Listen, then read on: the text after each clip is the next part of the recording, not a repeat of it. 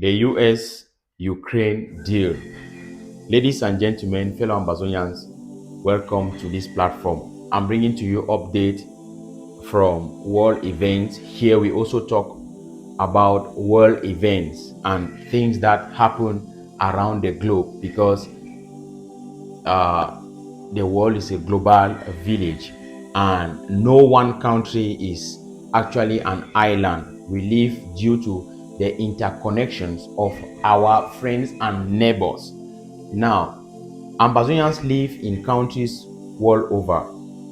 We saw the standoff, we saw the disagreement between the president of Ukraine and the president of the United States of America, Donald Trump. And they were talking of, Zelensky was invited to the United States to sign a deal. What is this deal all about? What is this deal, or what was this deal? What is actually this deal all about that the president of Ukraine does not want to sign? What is this deal all about? You are going to discover that in this particular presentation. United States of America has been one of the highest donors or supporters of Ukraine.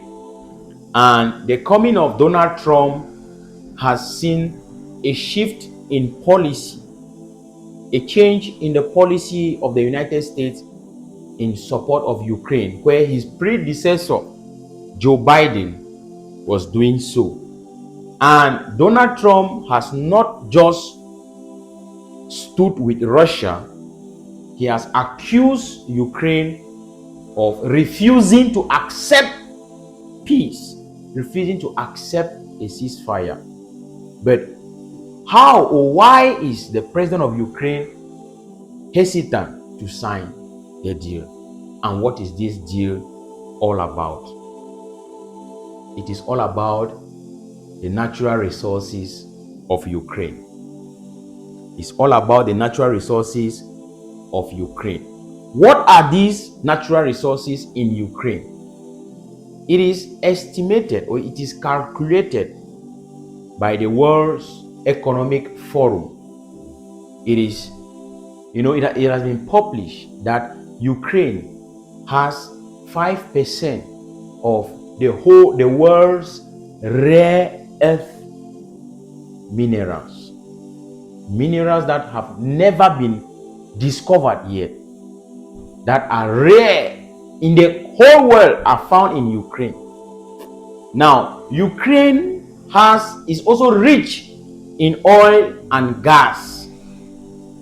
But some of those things that make Ukraine also a very attractive territory is graphite.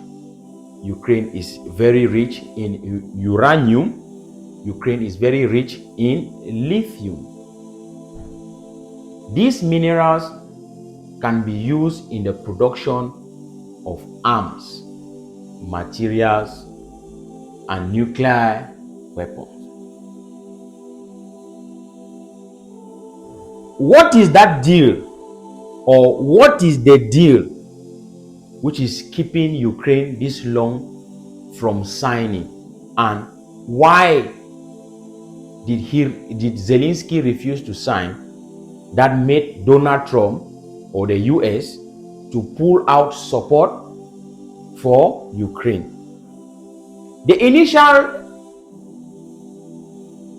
agreement between the United States of America and Ukraine was that Ukraine will use her natural resources to pay back in cash the 500 billion US dollars that the United States is going to give them in terms of material support to fight Russia. Like I told you before, United States of America is the #1 donor as far as supporting Ukraine is concerned. So The initial agreement between the United States and Ukraine was that Ukraine will pay back these 500 million US dollars through her natural resources, which these natural resources are under the control of the Ukrainian government. But Donald Trump came with a different clause to that deal. And what is this clause? And why is it that the president of Ukraine is hesitant to sign?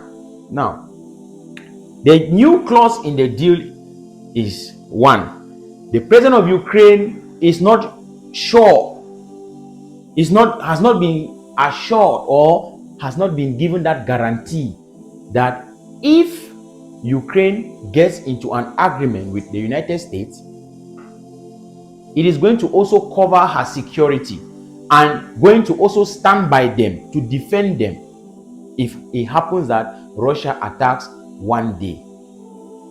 I don't know if you understand. Okay. Now, the new deal which Donald Trump is pushing forth as a peace agenda for Ukraine to sign, which is the only condition for the US support to continue. The new deal states that Ukraine will pay back 50% of her revenue gotten from natural resources. I don't know if you understand. It means the 500 million US dollars will be paid back through 50%. It's not a matter of Ukraine will be paying with her natural. No. Ukraine will not pay it as they want. The US will now get into Ukraine. They will get more funding projects. Get it clearly, please. The US will get this $500 million. They will get into Ukraine. It will be to develop Ukraine, not to help them with material to fight Russia. Listen and listen good.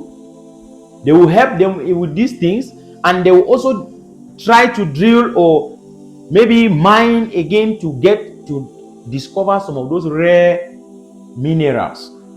And when they will discover these minerals, the United States of America will own 50%. United States will own 50% of the revenue that will come from the sales of these minerals.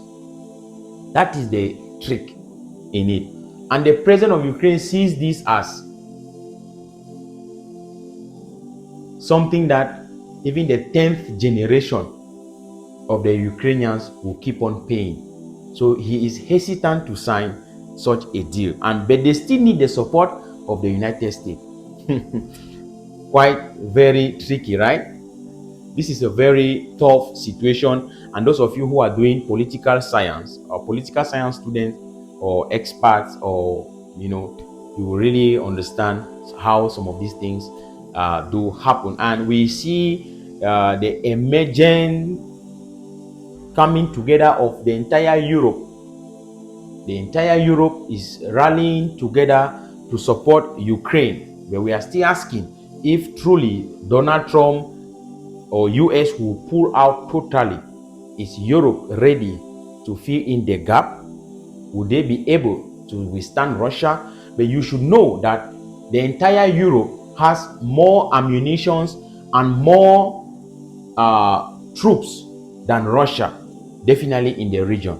So it is really a very interesting one that we need to follow. Now, the issue of natural resources has always been a problem world over.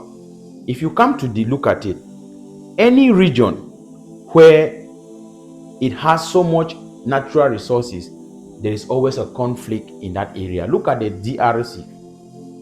Congo is one of the highest producer of cobalt in the whole world. Look at it very well. It's in deep shit. The M23 rebels in deep shit, right? Southern Cameroon is the same.